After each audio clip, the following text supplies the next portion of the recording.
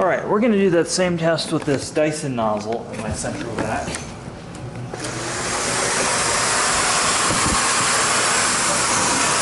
So you can see that this nozzle has much smaller openings. I'll move over here, and will tend to snowplow things far more easier.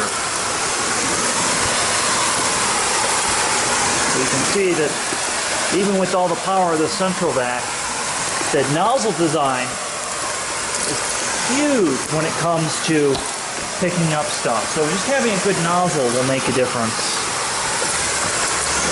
You see it will pick it up, but it took several passes with this Dyson nozzle. I'll show you the reason for that.